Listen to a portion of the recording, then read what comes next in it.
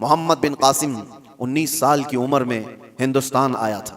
آپ کو پتا ہے محمد بن قاسم سب سے پہلے 10,000 کا لشکر لے کر کے جب آیا تھا، وہ بھی ہندوستان کیوں آیا تھا؟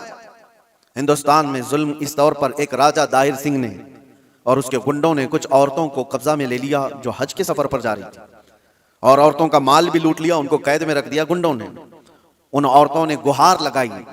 کچھ لوگوں نے ان عورتوں کی یہ باتیں سنی اور عرب کے اس وقت کے گورنر جو تھے حجاج بن یوسف کے پاس یہ خبر سنا رہے تھے. حجاج بن یوسف کا بھتیجا محمد بن قاسم 19 سال کا، اس نے یہ خبر سنی کہ اتنی دور کچھ عورتوں پر کچھ ظالم گنڈے ظلم کر رہے ہیں. اس نے وہیں سے آواز لگائی، لبیک یا اختی، اے میری بہن میں آ رہا ہوں تیری مدد کے لیے. اور اس زمانے میں 4000 کلومیٹر کا سفر کر کے آنے والا، جنگلوں کا سفر، دریاؤں کا سفر، پہاڑوں کا سفر، 10,000 کا لشکر لے کر ایک جوان آیا ہے. اور پھر اس زمانے میں موجود ان گنڈوں اور ان ظالموں کو جو عورتوں کے حقوق کی پامالی کر رہے تھے للکار کر کے کہا. پھر مقابلہ ہوا. 3 دن تک یہ لڑائی چلی تھی. اس کے بعد وہ سارے گرفتار ہوئے اور راجہ کی بھی گدی چلی گئی، تخت چلا گیا، سب ختم ہو گیا. ایک 19 سالہ لڑکے نے امن کا پرچم لہرایا تھا. لیکن ریزن کیا تھا؟ مقصد کیا تھا؟ ظلم سے علاقے کو صاف کرنا.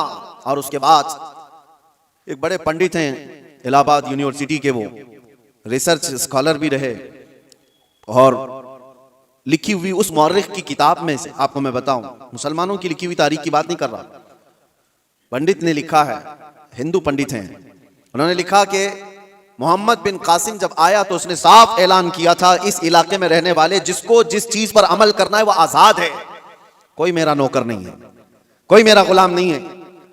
اور عدل ایسا قائم کیا تھا کہ پورے علاقے والوں نے اپنے سر آنکھوں پر اس کو بٹھا رکھا تھا، 19 سال کے جوان کو. کیونکہ لوگ راجاؤں کے ظلم سے تنگ آ چکے تھے. دیکھا تھا انہوں نے کس طرح سے کسی کی بھی عورت کو اٹھا کر کے اپنے حرم سرا کی زینت بنا دیا کرتے تھے. لیکن ایک 19 سالہ جوان جب آیا تو اس نے عدل و انصاف ایسا قائم کر کے دکھایا تھا، ہر ایک نے اپنی باہیں پھیلا کر کے اس کا استقبال کیا تھا. یہ ہندو پنڈت کی کتاب میں لکھا ہوا موجود ہے، اپنے نہیں دوسروں نے اس عدل اور انصاف کے متعلق لکھا ہے. اسلام کا ریزن یہ رہا ہے میرے عزیزوں. دنیا 1000 پروپیگنڈا پھیلایا آج، تاریخ کے اوپر تم کتنے دھبے ڈال کر کے چھپاؤ گے؟ اگر پیچھے جاؤ عرب کی جاہلیت میں اگر جنگیں دیکھیں گے آپ، اللہ کی پناہ، جو مشہور جنگیں ہیں وہاں کی، حرب بسوس ایک نام سے جنگ ہوئی جو 40 سال تک چلتی رہی. بنی بکر اور بنی تغلب یہ 2 قبیلے تھے. ان قبیلوں میں ہوا کیا تھا؟ بنی بکر کی اونٹنی بنی تغلب کے چراگاہ میں آ گئی تھی، اونٹنی چرنے کے لیے آ گئی غلطی سے، اس پر جنگ شروع ہوئی اور 40 سال چلی تھی.